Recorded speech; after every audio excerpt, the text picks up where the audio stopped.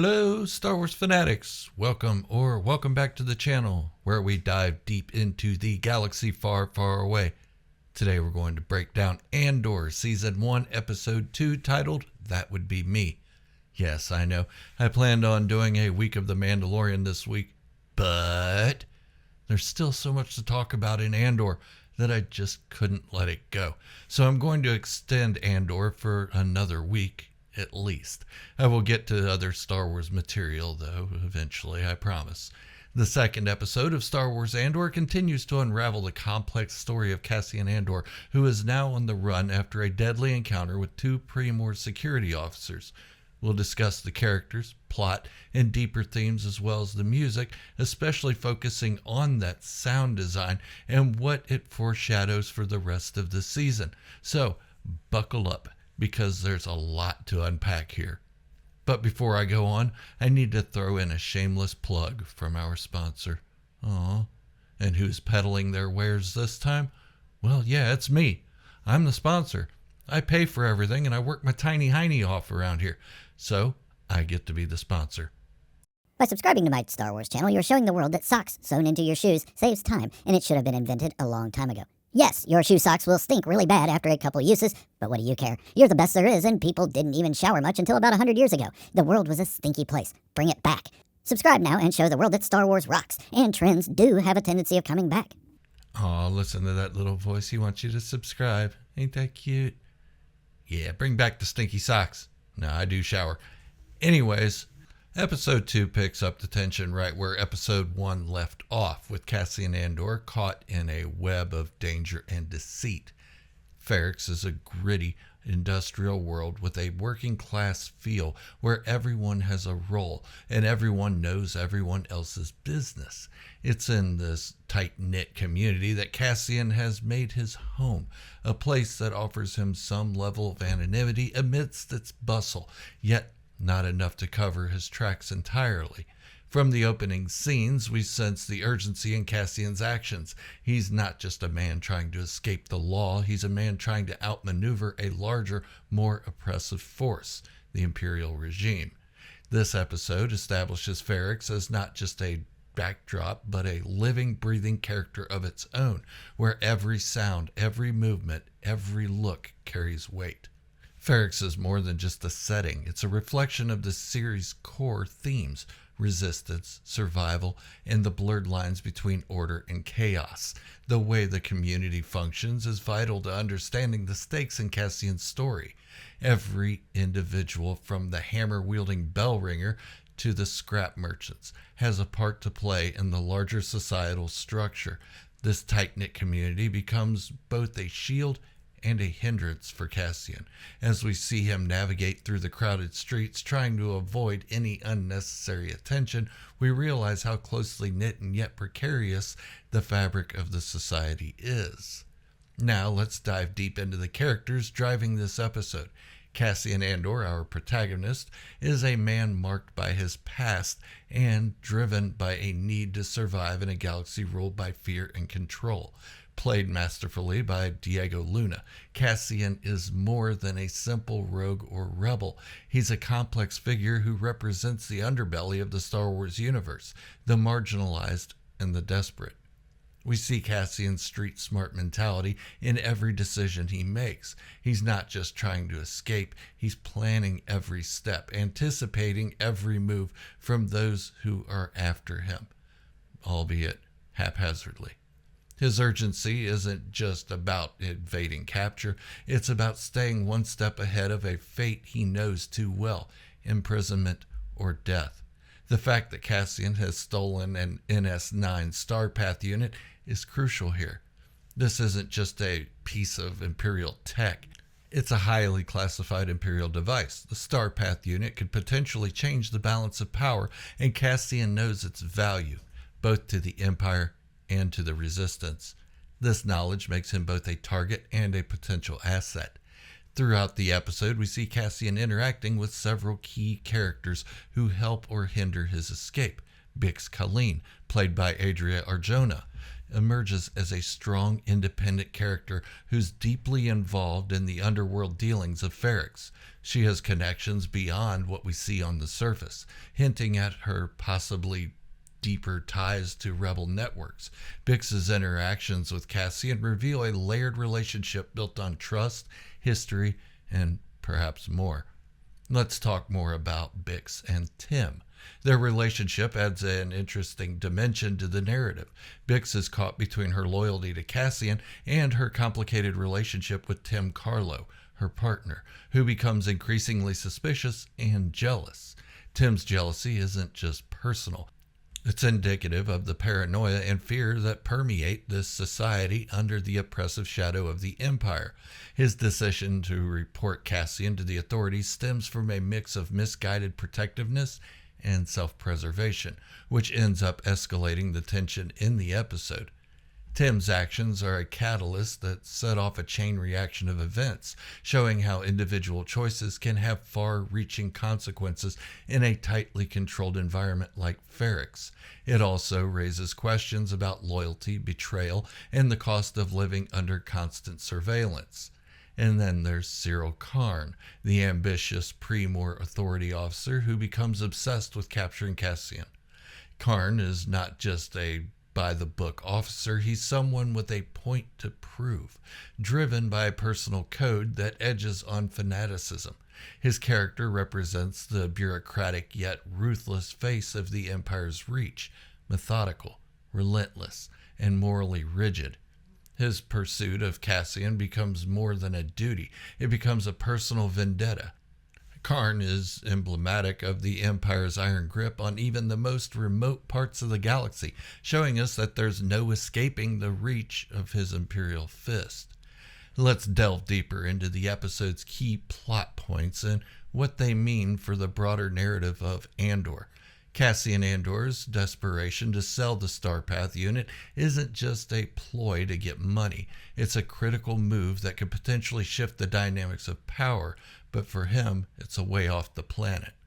This episode meticulously builds tension, layering each scene with a sense of impending doom, from Cassian's frantic attempts to find a buyer through Bix to Tim's betrayal. Every moment is charged with urgency and consequence. One of the standout moments in this episode is the bell ringer scene. Yeah, I like that guy. At first glance, this character might seem like a minor part of the Ferrix community, but his role is emblematic of this series' attention to detail and symbolism. The bell ringer isn't just making time. He's a sentinel, a keeper of order, and a signaler of the rhythm of life on Ferrix. Not to mention, it is confirmed that his bell is Beskar. So how'd they get that much Beskar? Anyways, this scene subtly underlines the importance of every individual's role in maintaining the fragile balance in this society. Even the smallest jobs are vital to the larger structure, a theme that resonates with the overall narrative of resistance and rebellion in Andor. The world of Ferrix operates almost like a microcosm of the wider Star Wars galaxy, where everyone's role, no matter how small, contributes to the larger fight against oppression. This portrayal of community resilience is a recurring theme throughout the series, highlighting how even the most seemingly insignificant actions can have profound impacts. It's a subtle reminder that in a world as harsh and unforgiving as this, community and solidarity are key to survival, especially for the little working class people that live here. Now let's turn our attention to the sound design, which plays a pivotal role in this episode. The drum music that we hear at the end of episode 2 is more than just background noise. It's a masterclass in auditory storytelling. The chaotic drum beats mirror Cassian's frantic state of mind, capturing the tension, urgency, and paranoia that pervade Ferrix. It's a cacophony of sounds that doesn't just fill the space, it dominates it, much like the oppressive presence of the Empire. But listen closely, and you'll notice something else. Beneath the chaotic rhythm of the drums is a subtle, almost hidden pattern, a rhythmic stillness that suggests a coming order amidst the chaos. This dual-layered sound design isn't accidental. It's a deliberate choice by the creators to foreshadow the shifting dynamics in Cassian's life and the broader narrative of Andor and Ferrix. The chaotic beats suggest imminent disorder, and that's true, an uprising, a conflict, or perhaps a shift in power. Yet the underlying rhythm hints at a new structure or order that will emerge from this chaos. Possibly a more defined role for Cassian himself in the burgeoning rebellion against the Empire.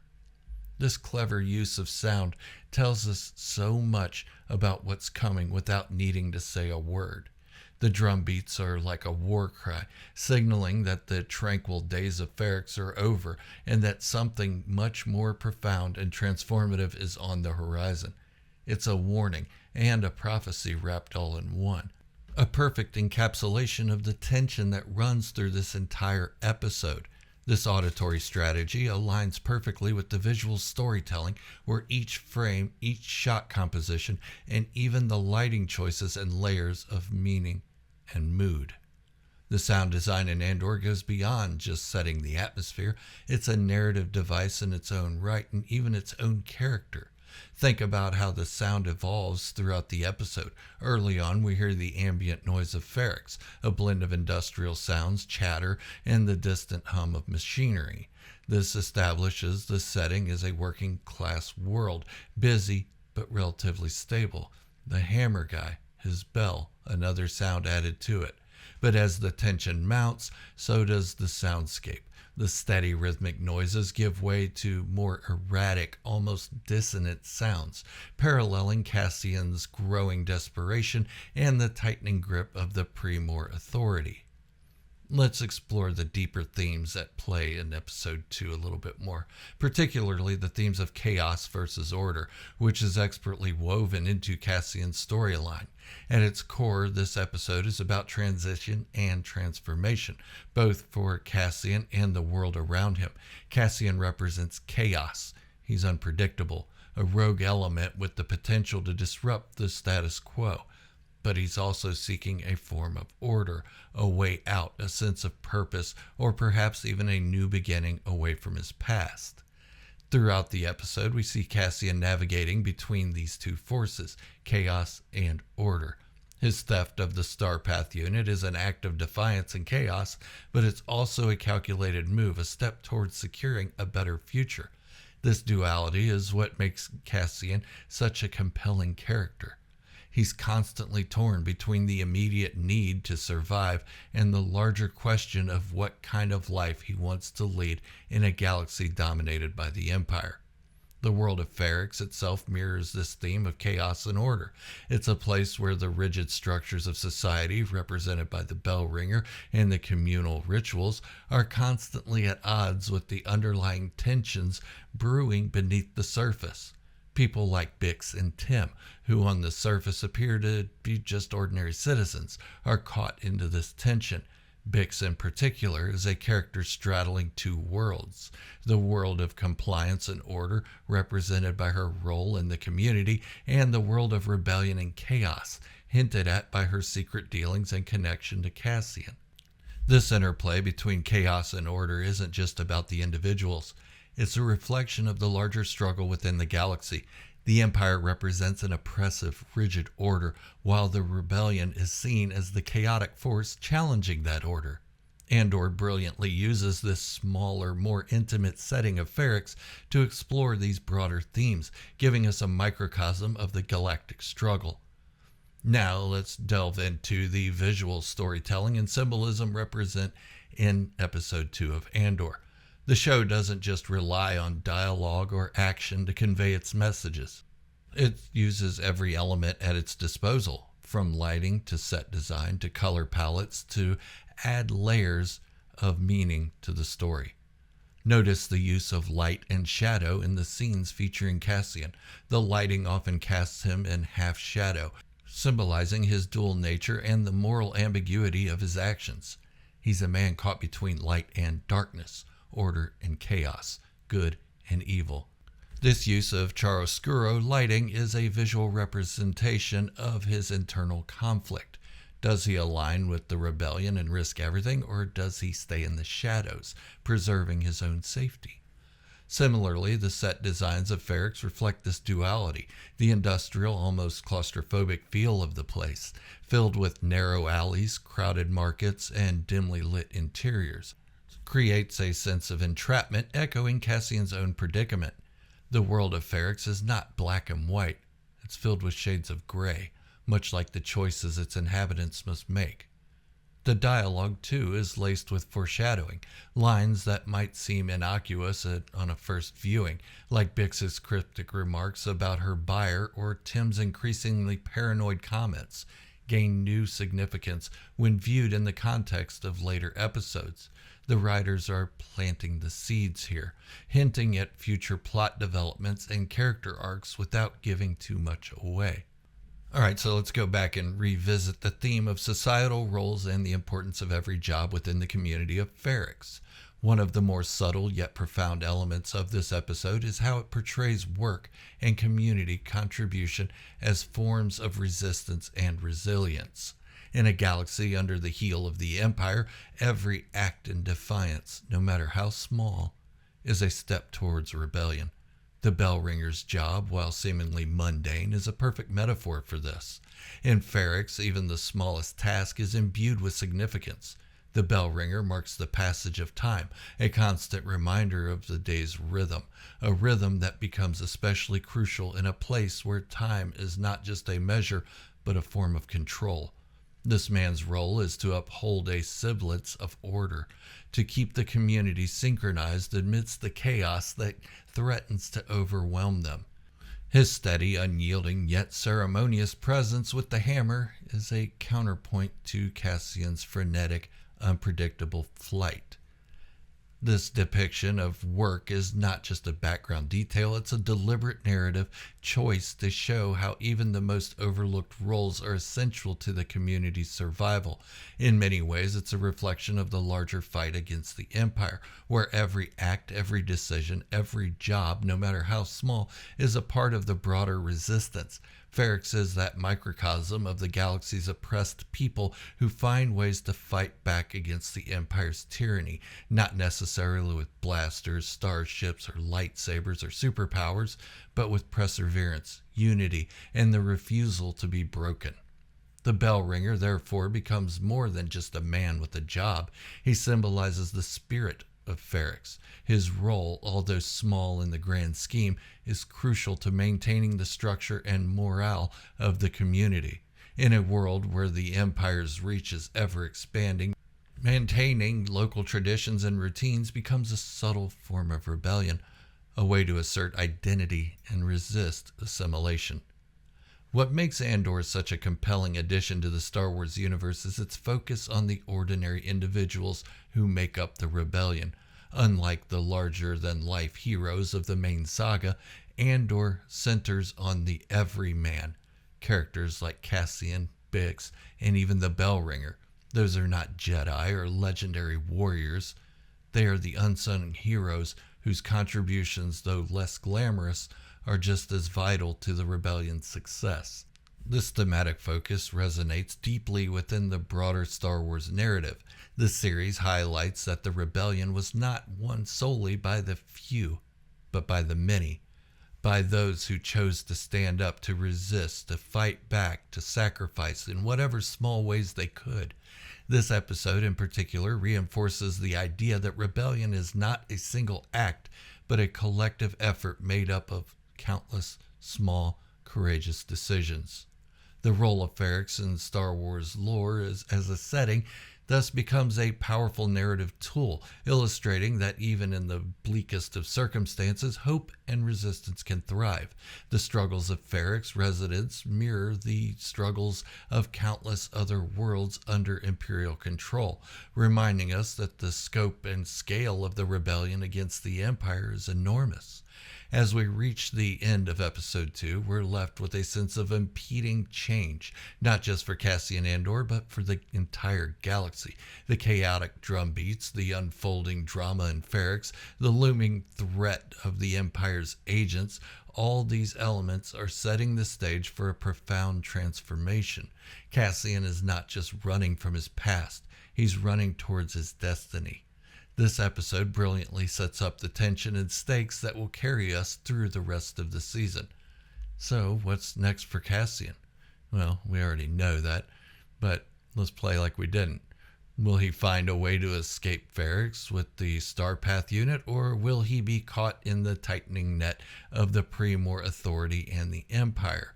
How will his relationships with Bix, Tim, and others evolve under the increasing strain? And most importantly, what role will he ultimately play in the larger rebellion? Like I said, just pretend like we haven't seen Rogue One or the rest of Andor.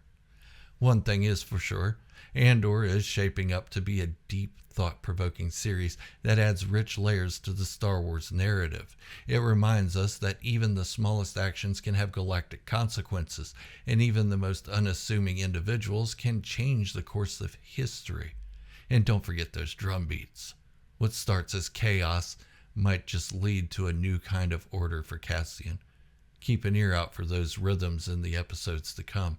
They're telling a story of their own, one that we're only just beginning to understand. And hopefully Andor Season 2 delivers just as hard as this one.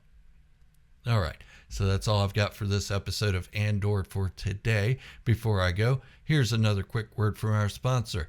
Yeah, me. I'm the sponsor. I work my tiny little butt off on this channel, and I pay for this stuff around here, so I get to be the sponsor. So listen to the voice. If you subscribe to my channel, your feet will not smell fresh and clean, but you will be happy that Star Wars is still alive and well. Sock shoes are a horrible idea, but I encourage you to think of a way to create a toilet built into the seat of your car. Let's put rest areas out of business once and for all. But subscribe to this Star Wars channel and bask in the glory that you've done the right thing. All right. Thank you all for making it this far into the video. I really appreciate it. Thank you for tuning in, all you Star Wars fanatics. Until the next time, this is Gerald, a Star Wars fanatic, signing off, wishing you all great health, happiness, and peace. Thank you all for watching, and remember, this is the way.